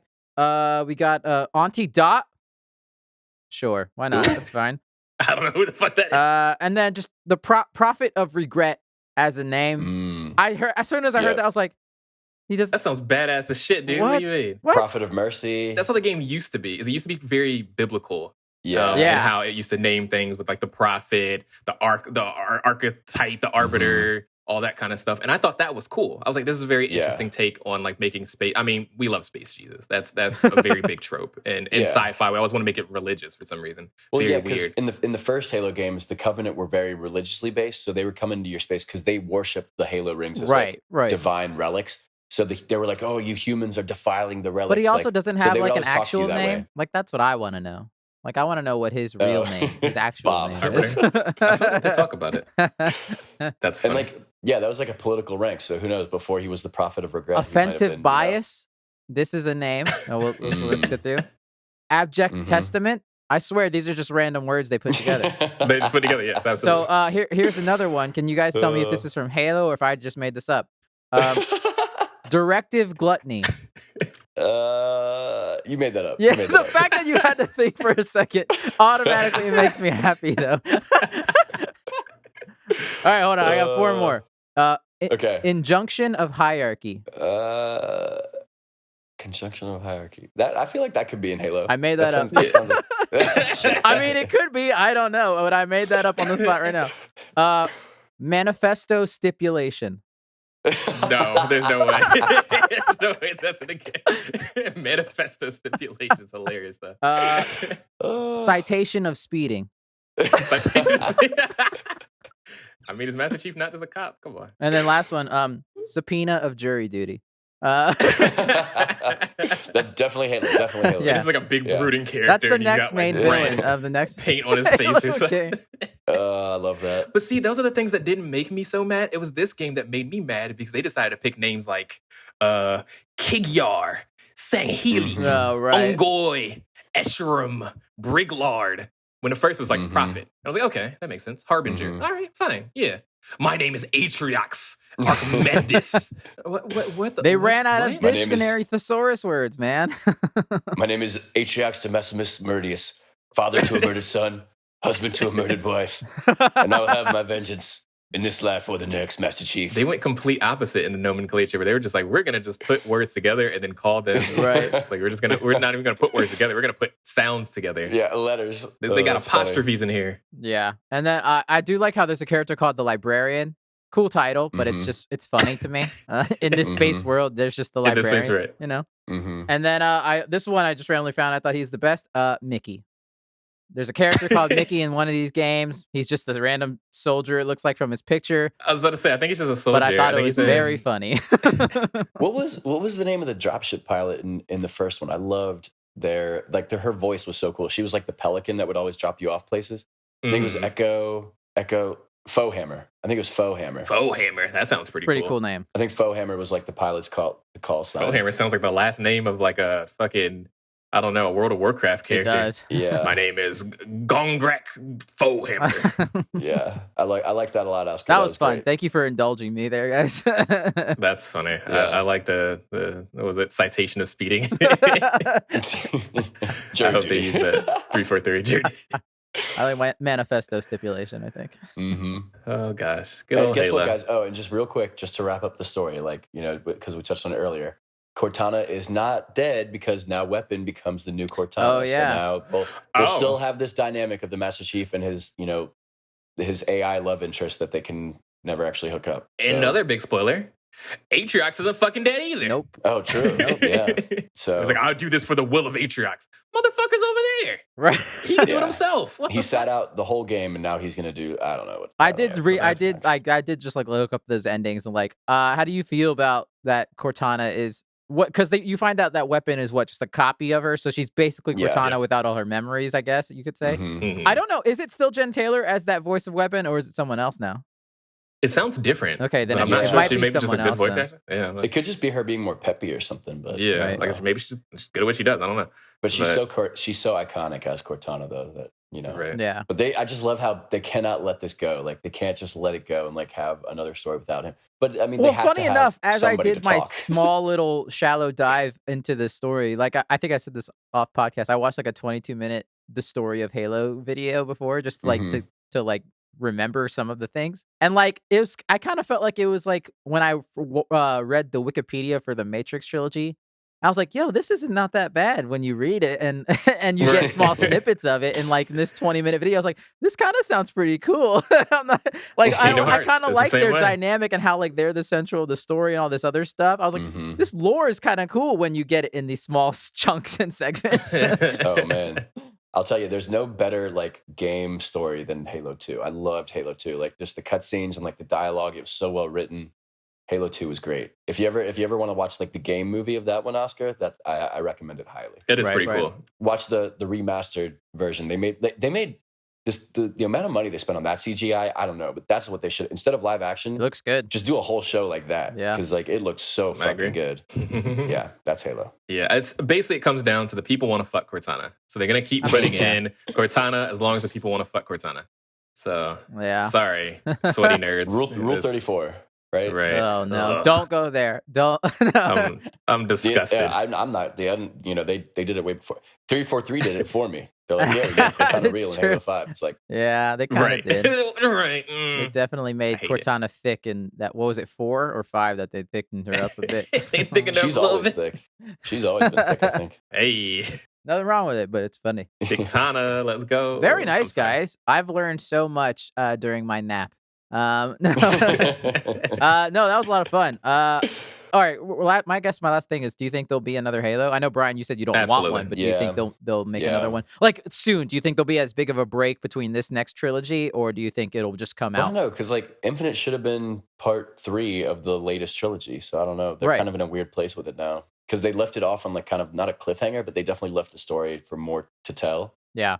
So I don't know. My thoughts and what they'll probably do is, I mean, this, like I said, this went through development hell, so they're gonna have to look in how they want to approach the next game, because this was not acceptable, and I think they understand that as well. I think what they're probably gonna do is maybe in the next couple years, next maybe 3 years, they're gonna do a offshoot, kind of like an ODST-ish kind of game, where it's like not gonna be a main story, but it's gonna still be Halo. Get some cash back that they lost during this game. Right. From that point, between then and now, they're probably going to do a very Call of Duty thing where they're just really going to try to milk the shit out of like, oh, this is Warzone. They'll keep trying to add new stuff to it. I think there's probably going to end up being a battle royale at some point of Halo Infinite. So we'll see that. And they'll probably just try to milk that for as long as they can. So we probably won't see another main story Halo game for another probably 5-6 years. I did like the open world. So if they can, keep going with the grapple hook and kind of expand that and do more with that, it was fun. I wouldn't be surprised if they add DLC to the campaign if they started making offshoot stories or something. That's true. Yeah, that'd be cool. And I bet they will too, because like, I'm thinking they're going to do a season thing where they keep like every season they try to add like maybe new multiplayer stuff and maybe one new mini story to campaign for a while. I think they're going to try to. They like that games as a service thought. For sure. Yeah. And the campaign enemies are so fun to fight that like I would love to see another version of like Firefight. You remember that? Where like they tried to copy Horde from Gears of War and you just fight enemies like waves of enemies. I would love to do that again. That was really fun in Reach. Hell yeah. Nice. So, we'll see. Thank you for being so informative. But gotcha, listeners. I'm actually the expert on Halo. I know all about the Didact and the Forerunners. And no, I'm just kidding. You will be after you watch the show, Oscar. I'm prepared to watch the show and be as mad as Devin as it will be when it's not as faithful. Very nice. Shall we move on to our final segment of the week? Let's do it. Which we like to call Free for All, title pending. This is a segment, listeners, where we kind of do whatever we want. As per last week. You can go on a rant like Brian did. We can just have a recommendation. We can take a nap like I just did for the past hour. Or Oh, no. you can do whatever you want. It's free for all. I'll go first because I just started watching a new show that happened this week, which was Pam and Tommy on Hulu. Ooh, I've Okay. heard some controversy Oh, around that. really? I haven't heard anything about it. Oh, So they released the first 3 episodes. And I watched the first 3. I'm digging the show. So it stars Sebastian Stan as Tommy Lee, Lily James as Pamela Anderson, Seth Rogen is in it, as well as Nick Offerman. And it's obviously it's about the sex tape scandal release and how it's kind of didn't ruin their lives, but it's like a horrible thing that happened. But it's definitely more of like a crimey type of drama, but still very funny, very comedic elements to it. I will say Lily James is crushing it, like way more than Sebastian Stan in the sense that I don't see Lily James as much when she's on screen acting. Whereas Sebastian Stan, he still kind of seems like he to me. Did you guys ever see Hot Tub Time Machine? Yes. You know Yeah. his character in that, he's the jock bully. He's kind of like that, but with tattoos and black hair. I mean, Okay. Tommy Lee's probably like that. Right, let's be real. exactly. But I'm just like, yeah. So he's doing well, but it's just like, yeah. But no, I think it's a solid show. I do hope that because Lily James has come out and said like, everyone was complicit in how Pamela Anderson was treated when this came out and stuff, and how it's very much different than how Tommy Lee is treated. And it seems like the show is going in that direction where they will address that because they've given more story about this too. Pamela Anderson kind of wanted to do more than just be a sex symbol. She wanted to be more than just that, and so they're kind of diving into that a little more. So I hope they dive more into that as the show continues. But so far it's pretty good. I'm enjoying it. Brian, I would love to know what this controversy you've heard of revolving around, though. Basically, Pamela Anderson hates it. Interesting. She said this is bringing up reliving trauma that she already went through, and she feels like it's in poor faith, and she doesn't want that to happen. So she's telling people not to watch it. That's fair enough, though. She was just straight up was like, nope. Interesting. Because as I watched it, I did wonder, like, because how much either input or influence they had on this, or any at all. So now that obviously I know, that's unfortunate. Yeah. It's like It sounds like she didn't have much say in it getting created, so she feels like she's being kind of, I don't know, it's put back in taken the advantage spotlight of again in a way. Yeah, that, she's like, I have a life and kids and stuff now. Like I shouldn't. right. I should have a choice in this getting published for public consumption. And I'm like, okay, That's fair. absolutely. Yeah, like that's fair enough. That's tragic. Yeah. But It's yeah, that sucks. Yeah, I don't know. That's he's like, well, it's good. no, yeah, like it's well made. I did think about that. I just didn't know. Yeah. So yeah, good to know. It's happened more than once. We see it in a lot of people's like biographies and stuff like that, memoirs. We'll see that the person that's like it's about, if they're still alive, they'll be like, could you not? Right. Like, right. Yeah. so I get it.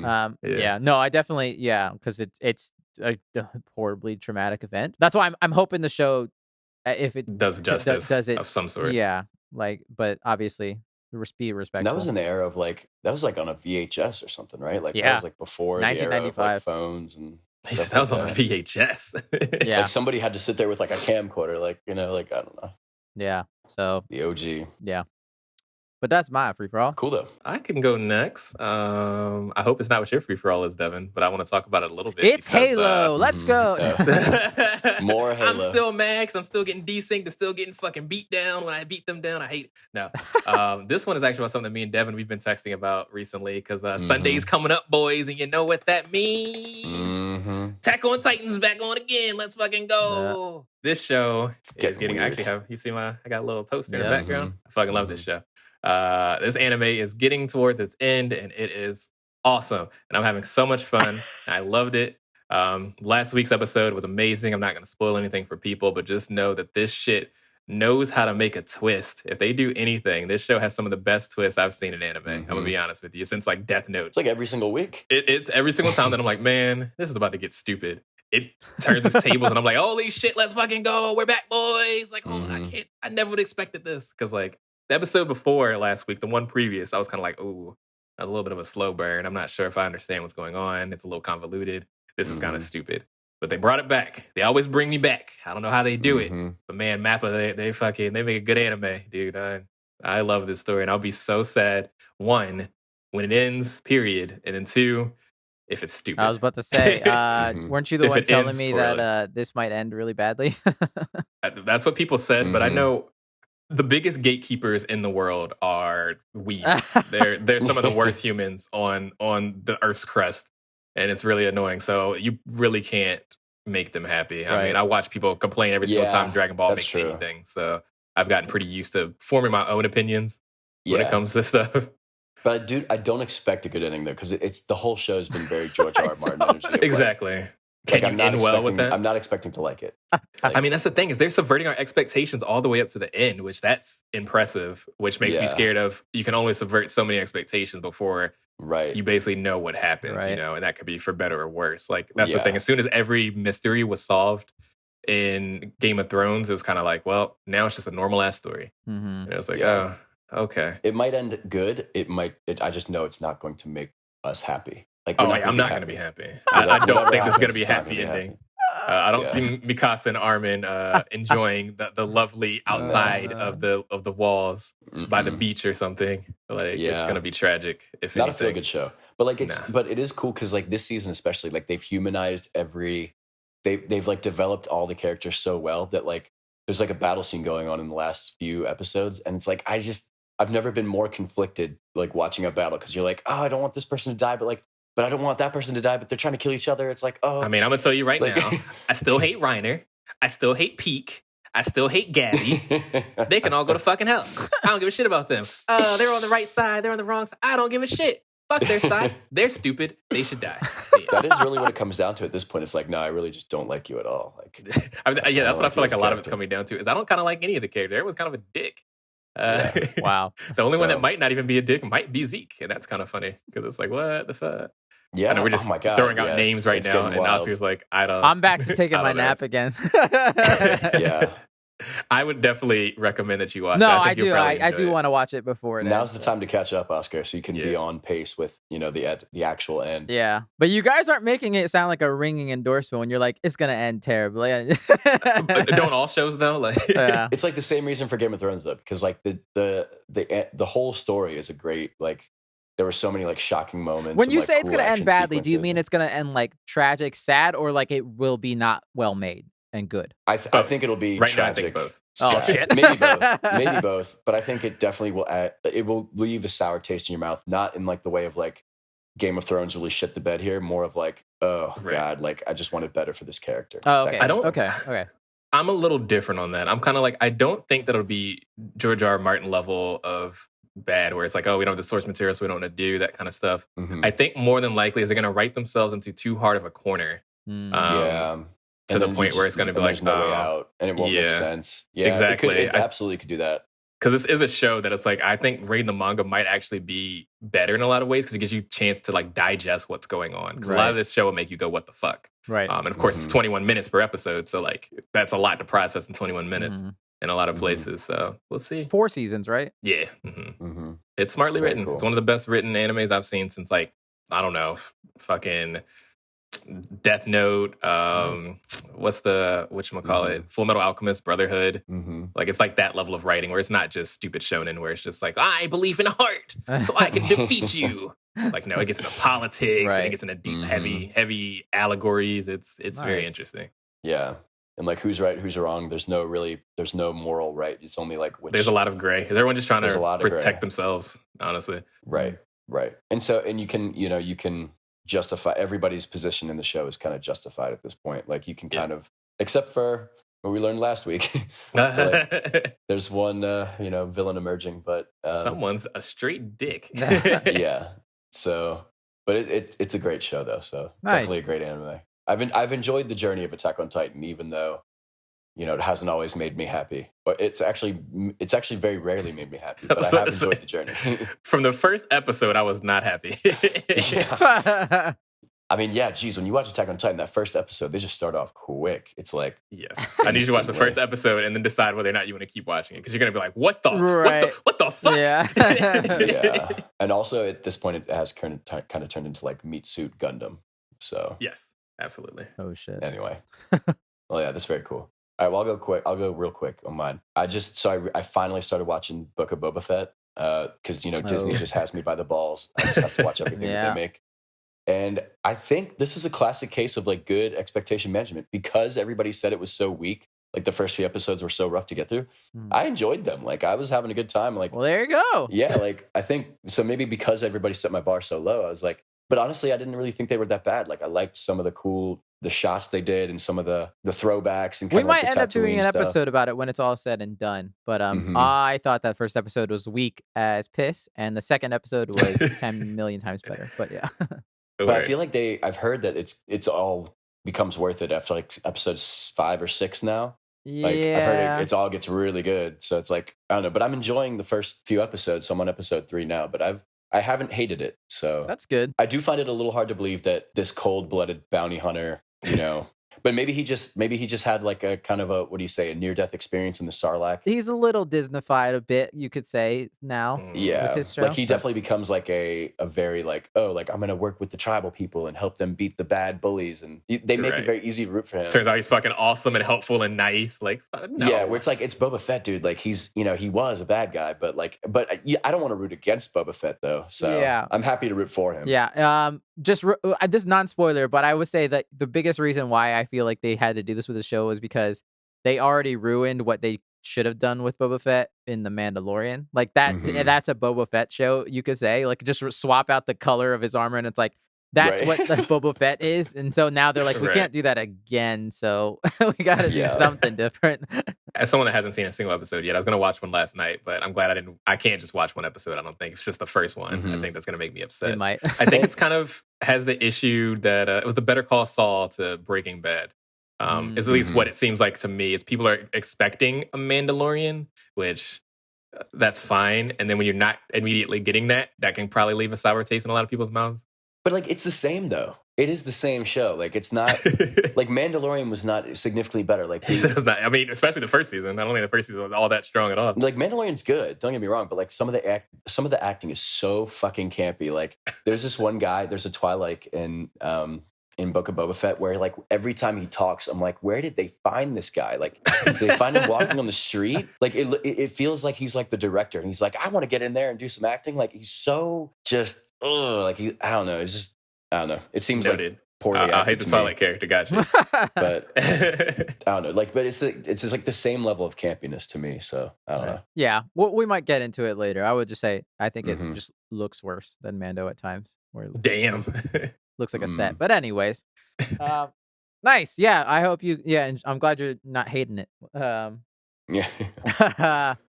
All right, that's it. That is our episode for the week, listeners. You can email us at thefortressof@gmail.com. Fortress spelled F-O-U-R. Feel free to email us any questions or recommendations or anything you have. Or if you want to yell at me for not knowing enough about Halo, or yell at Devin for knowing too much about Halo. You can also follow us on Twitter or Instagram, also at The Fourtress Of, and The Fourtress Of YouTube channel as well. Tell your friends, tell your family, tell your grandma, tell your cat. Review it on any of your podcast platforms, preferably 5 stars, but also whatever you want. Also, find Master Chief in stasis in the middle of space. Unthaw him, get him working again, and then let him know about the podcast as well. He's always frozen in space somewhere for like 6 months. Then refreeze him. It all started because he was a thick ass boy. And Halsey was like, "I'm gonna kidnap him." You can also follow me on Facebook.com. That is ITZ by the way. You can follow me on Instagram at ITZ_ by the way, or you can follow me on Twitch.tv / by the way X. Hey, I recently followed you on Twitch, Brian. I downloaded Twitch on my phone so I could try to like for this like free PC like race thing. Didn't work. Didn't get it. But oh damn, didn't get the computer. Yeah. Oh well. Yeah. You can find Devin at Master Chief Fan 331 or 117 or 343. Yeah. Can't somewhere on Zeta Halo. Where do you live? Can't lie. I did like for my first few emails and stuff in high school. Most of it was like some kind of 117 was in there. Oh no, that's why he loves 7s and 3s so much. That's cringe. No, it's fine. It's pretty cringy. I'm not quite like I don't think I'd like have Master Chief like officiate my wedding. But if you did, that's okay. I haven't ruled it out. I would be there. I would love to see that. That sounds amazing. People did it. They did it before. That'd be great. There's like a story about it. Yeah. We'll get what's his face from the TV show. Yeah. Pornstead. I don't know the actor's name. I'm sorry, guy. He got really ripped for this too. Good for him. Let's do it. Thank you, Brian, for the art. Thank you, Alex, for the music. Devin, thank you for being here. And Jackie, thank you for helping sound edit the podcast every week. Happy holidays, everyone. Happy holidays. And don't forget to put a coat on because it's cold out there. Yeah. Well, from what I hear, the groundhog died like right before he was supposed to tell us God. whether or not we're going to Really? have 6 weeks more of winter or not. So that should tell you how 2022 is going. Oh, so far. no. Yikes. That's your new catchphrase. You got to talk about this groundhog that died now every week. All right. Thanks for listening, everyone. We'll see you here next week in another episode of The Fourtress of...